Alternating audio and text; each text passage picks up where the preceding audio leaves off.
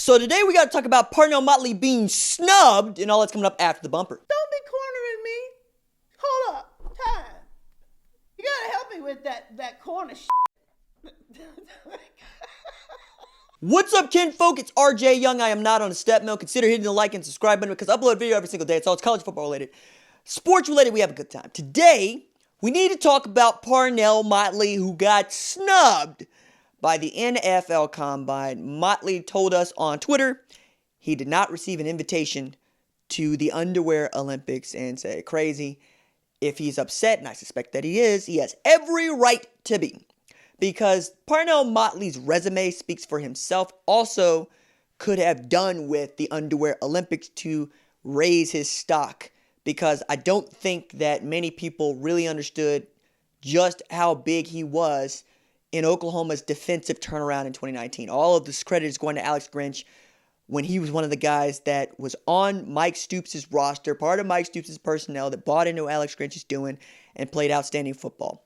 53 total appearances over the course of his career, 34 starts, 41 tackles in 2019 alone. He had 5 forced fumbles, which tied for second most among all FBS players, including one he forced himself, recovered himself against Oklahoma State in Bedlam.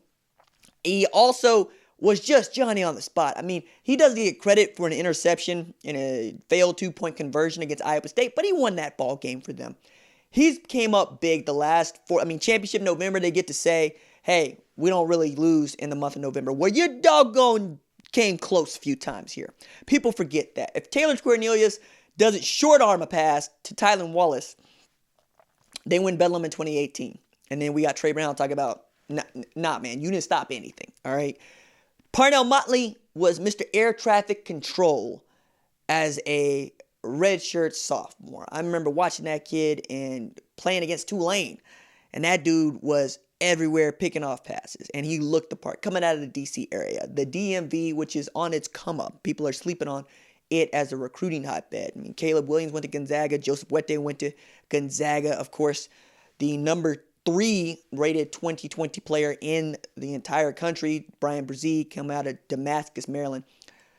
But Motley was a guy that had such an up and down career at Oklahoma that it was so nice to see him not just put it all together, but put it all together in his final year at Oklahoma, going out with a bang, okay? When Jamar Chase was lined up against him, he didn't get much. Then Jamar Chase went to work on Clemson, okay? People forget that. You forget that Parnell Motley was frequently lined up against the best wide receivers in the Big 12. He erased Denzel Mims in the Big 12 championship game. Pro Football Focus had him rated as one of the best cornerbacks in the country last year. And I understand that his age is working against him. And I understand that cornerback does not have the same value of a defensive tackle. But if the NFL was paying attention and they were looking at the advanced metrics and they were looking at how Parnell Motley played in crunch time in big games, they would see not only does this man deserve an invitation, he's one of the people that the NFL Combine was invented for. For the guy that is looked over, for the guy that does not flash on tape in the way that, say, CeeDee Lamb flashes on tape, or even Grant Delpit, or even Jeff Okudah. He flashes in a team environment. He was a more than capable veteran on that defense that lost Trey Norwood. People forget that. He was a more than capable veteran on the defense that lost John Michael Terry, that played most of the season without Caleb Kelly, that had Pat Fields and Delaire and Turner Yell as the only safeties that Alex Grinch trusted. Jaden Davis came in, tried to play cornerback, looked good for a little bit. He got the hook. Trey Brown, he was out there with Parnell Motley. Those two dudes were just trying to hold it down. And I think he's one of the guys that got forgotten in this NFL Combine, and I'm sorry about that. I'm also sorry that Levi Draper is probably headed to Arkansas. He took a visit there, and by all accounts it went well, but when you look at the 2017 class and you see who's in it, and then I hit you with this fact, Levi Draper was the 3rd highest rated player in the 2017 class at Oklahoma. Same class that included, among others, CeeDee Lamb. Hello. Creed Humphrey. Hello. Adrian Ely. Marquise Hayes. Charleston Rambo. Trey Sermon. Kennedy Brooks. Kenneth Murray.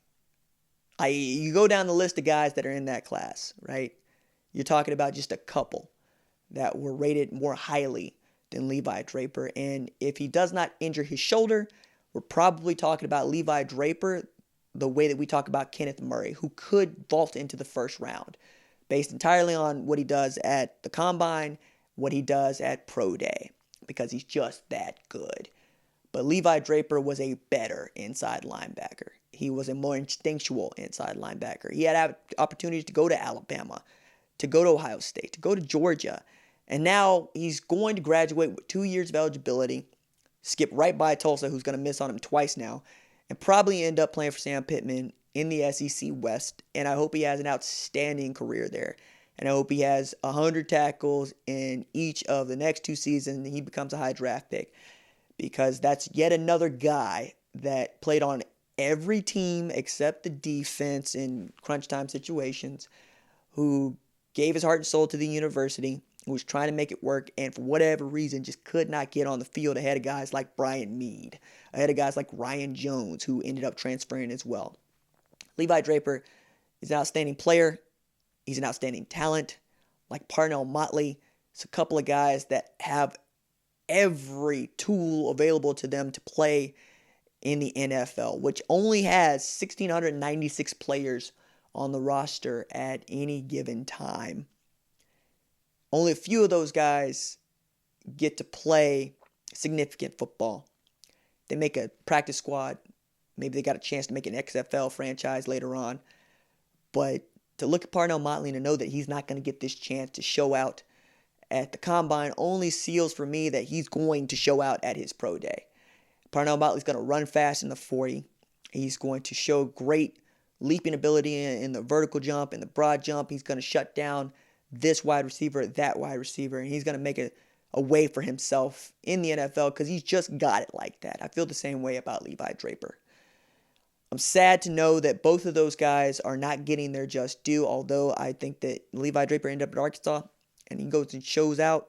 You'll see what I'm talking about. Parnell Motley makes a team or gets drafted, then makes a team. You'll see what I'm talking about. I keep trying to tell everyone, every kid that goes to the University of Oklahoma on scholarship is the best player in his area and probably the best player that his high school has seen in a generation. I'm sorry that you got looked over, Parnell. I'm sorry that it didn't work out, Levi. Y'all are ballers. And I believe that. Deuces.